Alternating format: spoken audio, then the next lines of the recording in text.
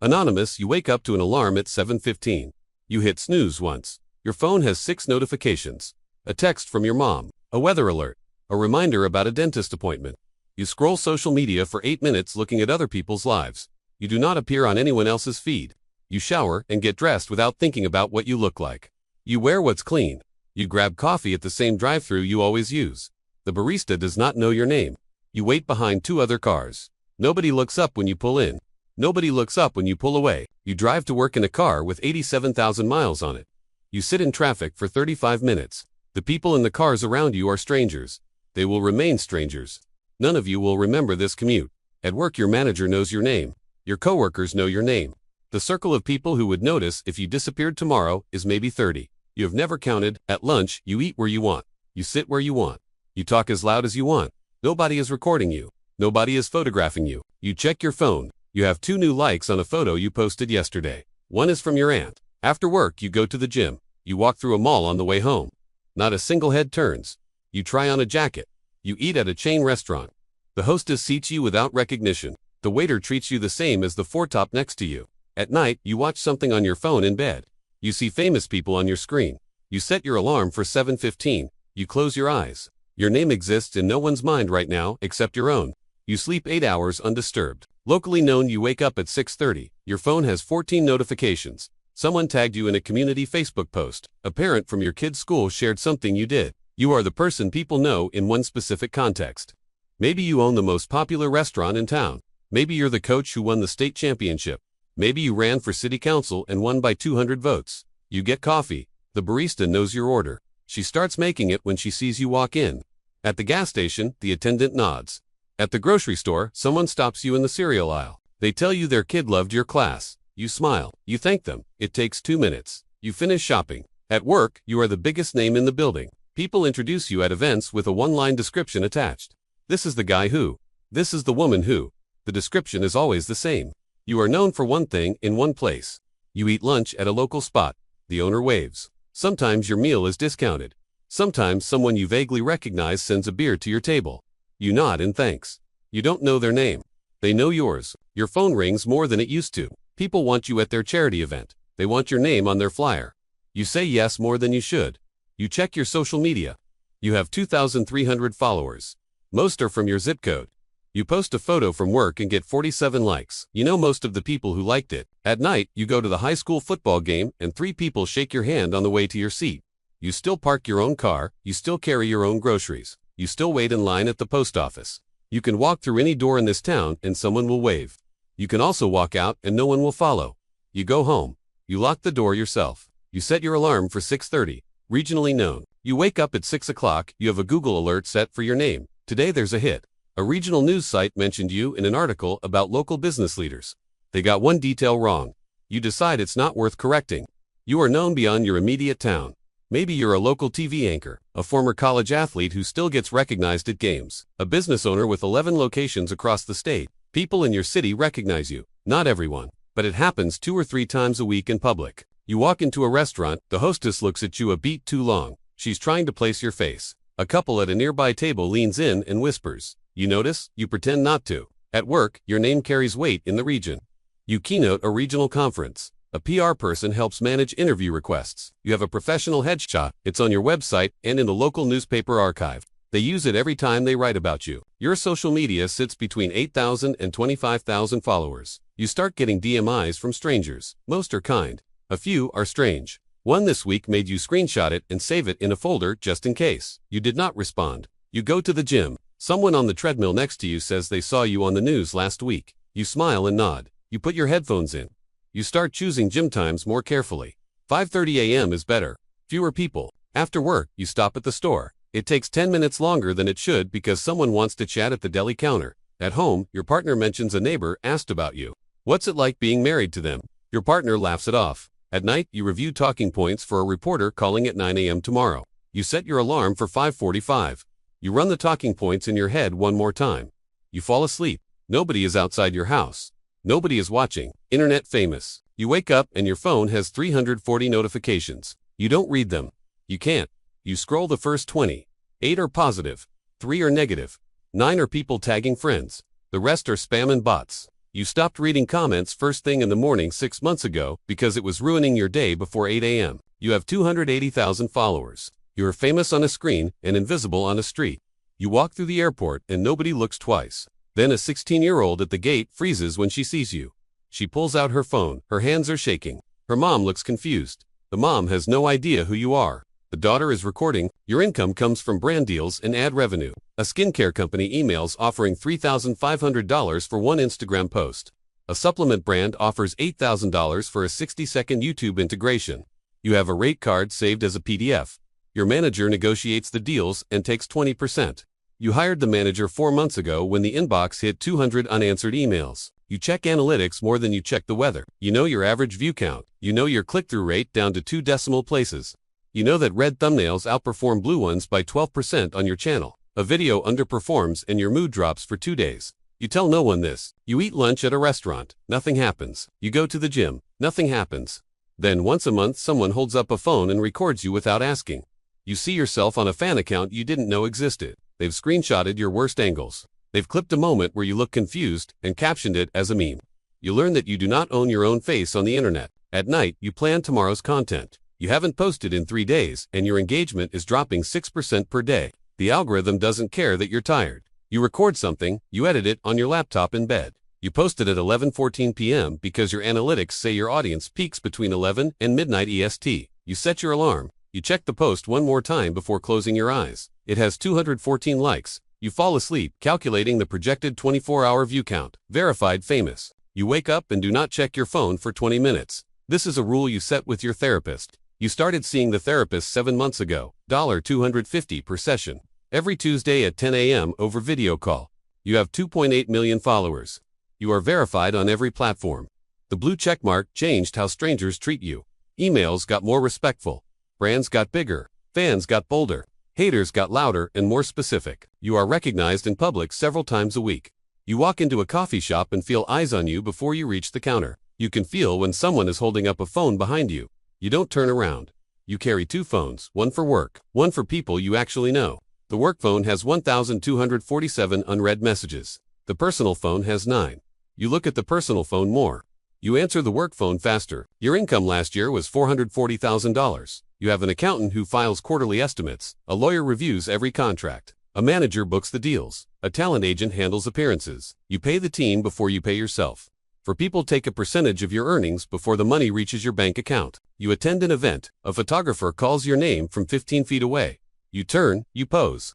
The flash fires 8 times in 3 seconds. The photos appear online within 40 minutes. People from high school share them. Their comments are supportive. But the tone has changed. They don't talk to you like a peer anymore. They talk to you like someone they watch. At dinner you sit facing away from the main room. You learned this after a stranger filmed your entire meal last year and posted it with commentary about what you ordered. You eat faster than you used to. You leave a 30% tip. You know the waiter will mention you to someone after you leave. At night, you open a browser tab and type your own name. Your therapist told you to stop doing this. You read a thread where strangers debate whether you're genuine. You close the tab. You stare at the ceiling. You set your alarm. You close your eyes. Mainstream famous, you wake up at 5:45 and a publicist has already sent a morning brief. It arrived at 6 a.m. Mentions in the press, social media sentiment, any developing stories. You skim it while brushing your teeth. Today is neutral. No fires. You are recognized by an estimated 15 million people in your country, not just online, on television, in magazines, on a billboard in a city you've never visited. Your face has been printed 40 feet wide on the side of a building without your involvement. Someone is walking past it right now. You don't go to the grocery store. Your assistant handles it. You could go. The last time you tried it took 45 minutes because of photo requests and conversations with strangers who treated you like they knew you. That was 2 years ago. You haven't been back. You live in a gated community. Your address has leaked twice. The first time a fan showed up with flowers. The second time someone sat on the curb outside for 6 hours. You moved after the second incident. The new house has 11 security cameras covering every angle of the property. Your calendar is managed by an assistant. Your day is color-coded in 30-minute blocks. Interview, fitting, call with agent, brand appearance, training session, content review. The block labeled personal is 45 minutes long. It's between a brand meeting at 2:15 and a dinner you can't cancel at 4. You eat meals prepared by someone else. They are portioned and tracked by a nutritionist. You cannot remember the last time you cooked. You cannot remember the last time you stood in a kitchen and made something because you felt like it. Your old friends still text. You reply late, sometimes days late. They ask about your life. You ask about theirs. The conversations are shorter than they used to be. You don't mention money. They don't ask. You had dinner with your closest friend from college last month. The restaurant seated you in a private room. Your friend looked around the room and laughed nervously. Neither of you mentioned it. At night, the house is quiet. You have a home theater with a 120-inch screen and 14 speakers. You watch something on your phone, in bed. You set your alarm for 5:30. Tomorrow, there are cameras again. The house settles around you. It has 6 bedrooms. You are the only person in it. A-list celebrity. You wake up and a security team is already awake. They've been awake since 4 a.m. They've reviewed the day's route. They know where you'll be at 9, at noon, and at 6. You don't decide where to go. You approve where to go. You haven't driven yourself anywhere in 3 years. A driver handles it. The SUV has tinted windows. You don't look out. A photographer with a 400mm lens might be in the parking structure across the street. A photo of you looking tired becomes a headline. You know this because it happened in March. You are recognized everywhere. Not most places. Everywhere. You cannot enter a public space without being identified within 90 seconds. You haven't walked through a mall in 4 years. The park requires advanced planning. The beach requires a private section. The restaurant requires a back entrance and a reserved room. The last spontaneous thing you did was walk to a bookstore 14 months ago. You lasted 7 minutes before someone started a live stream. Your income last year was $14 million. Your business manager handles investments across 3 accounts. Your financial advisor manages a diversified portfolio. Your accountant handles taxes in 4 states and 2 countries. Your lawyer handles contracts. Your publicist handles your image. Your agent handles your career. Your assistant handles your day. You handle your performance. You have 3 phones. One is known only to 6 people. If it rings, you answer. Those 6 people are the only relationships that aren't transactional. You attend events where every person in the room wants something: a photo, a connection, a favor, an investment. You talk for 3 hours and say nothing that could be quoted. You are careful with every sentence. Your children are photographed at school drop-off. Their names have appeared on gossip sites. You've had conversations with a 9-year-old about what to do if a stranger with a camera follows her. No parenting book covered this. At night, you sit in a house with 11,000 square feet. Security cameras record. The gate is closed. The alarm is armed. There is a feeling behind your ribs that you cannot name. You have every material thing a person could want. You also haven't walked into a store and browsed without a plan in 4 years. You turn off the light. The house is silent in a way that has weight. Global icon. You wake up and a chief of staff has already organized the day. Not an assistant, a chief of staff. A briefing is on your nightstand. Press mentions across 40 countries. Market impact of a statement you made yesterday. A request from a head of state for a meeting. A note from your foundation about a school opening on another continent.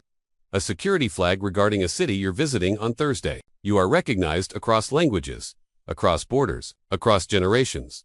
A farmer in rural India knows your face. A teenager in São Paulo has your poster on her wall. A grandmother in Tokyo watched your interview dubbed in Japanese. Your name is recognized in places you have never been and will never go. You do not leave your property without a security detail. The detail is not one person. It is a team of 8. They advance every location 90 minutes before you arrive. They check rooms, they map exits, they coordinate with local law enforcement. Your insurance policy requires it. The premium is $1.2 million annually. You have not opened your own front door in 6 years. You have not carried your own bag. You have not waited for a table at a restaurant. You have not stood in a line for any reason. Someone is always one step ahead of you, smoothing the path. Your meals are prepared by a private chef. A nutritionist designed the plan. If you eat in a restaurant, it has been vetted 3 days in advance. The reservation is under a different name. The table is in a private room. Staff have signed NDAs. If a phone appears from another table, a member of your team speaks with the manager. You give money at a scale that reshapes institutions. A $40 million hospital wing, a $15 million research endowment, a scholarship program funding 200 students a year. Your foundation has a staff of 22. Your name is on buildings you have never entered. You review impact reports. You do not review receipts. Your relationships exist in a sealed environment. You meet other people at this level. You attend private gatherings where the guest list is 9 people. You discuss things that cannot be discussed with anyone outside the room. Not because they're secret, because the frame of reference doesn't translate. At night, you are in one of 4 homes. Staff has prepared the room. Temperature is set to 68. Blinds are drawn. Security confirms the perimeter. Your chief of staff sends the final update. Tomorrow's schedule is locked. The jet crew is on standby in case it changes. You turn off the light. The room is silent. Tomorrow, 50 people will be at work before you open your eyes. They will prepare the world for your arrival. You close your eyes. Legend, you are no longer here. The alarm doesn't ring. There is no morning, no coffee, no phone, no schedule, no cameras, no security, no briefing, no chief of staff. The machinery of your life has stopped. Your face is on a t-shirt sold in a store you never visited. A 20-year-old college student is wearing it right now. She doesn't know your birthday. She doesn't know your middle name. She knows the image. A documentary about your life is in production. The director interviews people who knew you. Some cry on camera. Some exaggerate. Some lie. The truth of your life is being assembled by strangers from fragments. They will get parts of it wrong. The only person who could correct them is gone. Your music still plays in headphones on morning commutes. Your movies still stream on Friday nights. Your words still get quoted at graduation ceremonies by speakers who never met you. A 14-year-old discovers your work for the first time today and feels something shift inside his chest. He posts about it. He calls it life-changing. He means it. You will never know this happened. Your estate generates $22 million a year. Your image is licensed. Your name appears on products you never approved. A legal team of 4 manages your legacy. They make decisions about what you would have wanted based on contracts signed years ago in a room you barely remember. Your birthday becomes a hashtag once a year. People post their favorite memory of you. Most of the memories are about themselves. Where they were when they first heard your song. What they felt when they saw your film. How they cried when they heard the news. The legacy belongs to them now. A statue stands in a city where you once performed. Pigeons land on your bronze shoulders. Tourists take photos. They smile next to your frozen face. They don't stay long. There are other things to see. The sun sets, your name is still spoken. Your work is still found. But the person behind it, the one who woke up and checked their phone and ate breakfast and sat in traffic and felt anxious and laughed too loud and couldn't sleep at 2 a.m., that person exists only in the memories of people who are also getting older and also forgetting. Fame at this level is permanent. The person it belonged to was not.